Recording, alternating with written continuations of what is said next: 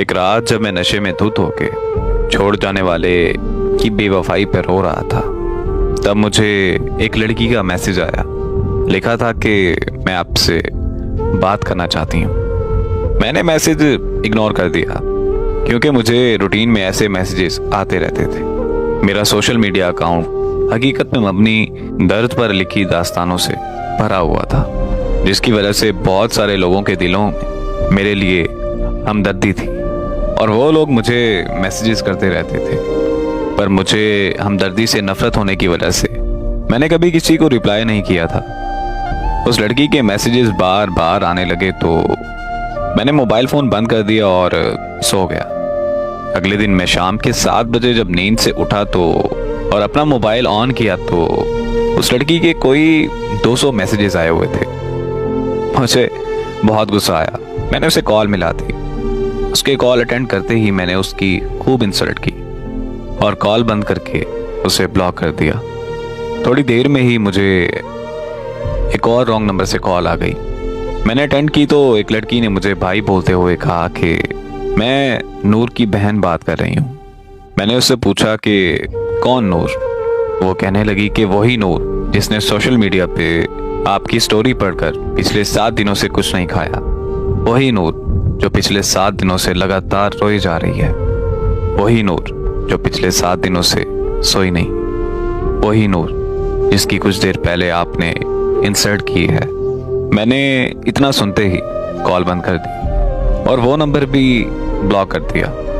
रात को जब मैं फिर से नशे में धुत हुआ तो मुझे अजीब ख्याल आने लगे और एक अजीब सी बेचैनी होने लगी कि आखिर ये नूर लड़की है कौन और ऐसा क्यों कर रही है। तजस्सुस इतना बढ़ गया कि मैंने उसे अनब्लॉक किया और कॉल कर दी। कॉल उसकी बहन ने अटेंड की। मेरे हेलो करते ही मुझे कहने लगी कि अगर नूर को कुछ हुआ तो मैं तुम्हें छोड़ूंगी नहीं। मैंने भी उससे गुस्से में बात करते हुए पूछा कि आखिर मैंने ऐसा क्या किया है जो तुम मुझसे ऐसे बात कर रही हो। तो वो रोते हुए कहने लगी कि नूर को पता नहीं क्या हो गया है, उसे बिल्कुल होश नहीं आ रहा। हम सब उसे अस्पताल लेकर आए हुए हैं। मैंने जब अस्पताल का एड्रेस पूछा तो अस्पताल मेरे घर से 6 घंटे की ड्राइव पर था। मैंने एक दोस्त को कॉल की कि हमें इस्लामाबाद जाना है। मेरा दोस्त आ गया और हम रात के 2 बजे इस्लामाबाद के लिए निकल पड़े। हम सुबह के 8 बजे इस्लामाबाद के अस्पताल पहुंच गए। वहां पहुंचते ही मेरी मुलाकात नूर की बहन से हुई। उसने बताया कि नूर को 104 पर बुखार है और उसे अभी तक होश नहीं आ रहा। फिर उसकी बहन ने जो मुझे नूर के बारे में बताया वो सुनकर तो मैं अपने होशो हवास खो बैठा था। आखिर ऐसा कैसे मुमकिन हो सकता है।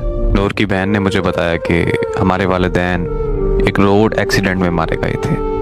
नूर को उनकी मौत का सदमा बहुत गहरा लगा। एक दिन मैं नूर को खाना देने के लिए उसके कमरे में गई और अचानक से नूर मुझ पर चीखने लगी। वो कहने लगी कि यहाँ से चली जाओ और मुझे मारना शुरू कर दिया। मैं और मेरे मामू नूर को अस्पताल ले गए। वहाँ जाकर पता चला कि नूर एक दिमागी मर्ज में मुब्तला है।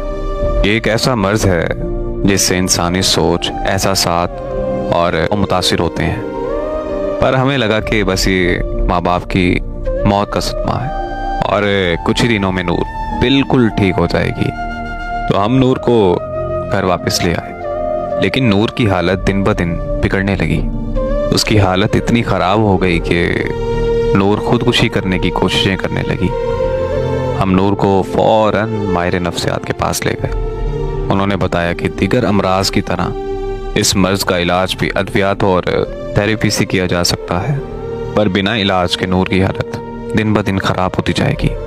अगर मज़ीद देर हो गई तो नूर को पागल खाने भी भेजना पड़ सकता है। तो हमने फ़ौरन नूर का ट्रीटमेंट शुरू करवा दिया।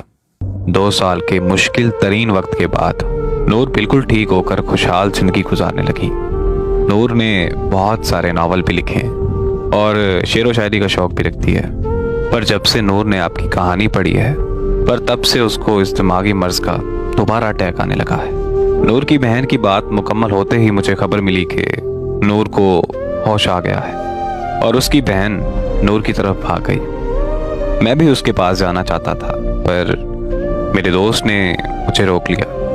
वो मुझे कहने लगा कि नूर तो पागल लड़की है, हमें उसे क्या लेना देना, चलो हम घर चलते हैं। मैंने अपने दोस्त से बोला कि अरे यार, मैं कौन सा नॉर्मल हूँ, मैं भी तो इतना पागल हो चुका हूँ कि किसी का कम बुलाने के लिए नशे का सहारा ले रहा हूँ। बस इतना कहकर मैं नूर से मिलने चला गया। नूर मुझे देखते ही उठकर बैठ गई। उसकी खुशी की कोई इंतहा ही नहीं थी। जिंदगी में पहली बार मैंने खुद की वजह से किसी के चेहरे पर खुशी देखी थी, और उसके चेहरे पर खुशी देखकर जो मुझे सुकून महसूस हो रहा था, वो सुकून मैंने पहले कभी महसूस नहीं किया था।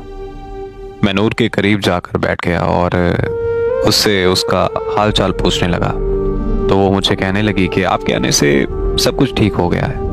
फिर हमने बहुत सी बातें की, और कुछ देर बाद मैंने नूर से कहा कि अब मेरे जाने का वक्त हो गया है। नूर ने जब ये सुना तो पता नहीं उसकी हंसी अचानक से कहाँ चली गई। उसके हाथ पांव कांपने लगे और आंखें नम हो गईं। मैंने नूर की हालत देखते हुए अपने दोस्त को कॉल की और उसे कहा कि तुम चले जाओ, मैं बाद में आ जाऊंगा। इतना सुनते ही नूर के चेहरे पर मुस्कुराहट फिर से वापस आ गई। मैं और नूर 2 दिन तक अस्पताल में रहे। वो 2 दिन मेरी जिंदगी के सबसे खूबसूरत दिन थे। हमने एक साथ जीने मरने की कस्में भी खाई थी। 2 दिन बाद नूर को अस्पताल से छुट्टी मिल गई और हम दोनों अपने अपने घर चले गए। फिर हमारी फ़ोन पर दिन रात बातें होने लगी, और ऐसे ही 1 साल गुजर गया। वो जहनी तौर पर बिल्कुल ठीक हो चुकी थी, और मैं भी नशा मुकम्मल तौर पर छोड़ चुका था। यहाँ तक कि हमारी शादी के लिए हमारी फैमिलीज़ भी रजामंद हो चुकी थी। ज़िंदगी में सब अच्छा चल रहा था कि अचानक एक खबर ने मेरी दुनिया हिला कर रख दी। मुझे पता चला कि नूर की बहन की मौत हो गई। ये खबर मिलते ही मैं नूर के घर पहुंच गया। वहां पहुंचकर पता चला कि नूर की बहन ने प्यार में धोखा खाने के बाद खुदकुशी कर ली, और नूर को फिर से वही दिमागी मर्ज का अटैक आया। नूर को अस्पताल में फिर से एडमिट कर दिया गया। वहां नूर के दिमाग की शरीयान फटने से नूर को ब्रेन हेमरेज हो गया, और 6 दिन बाद नूर की भी मौत हो गई।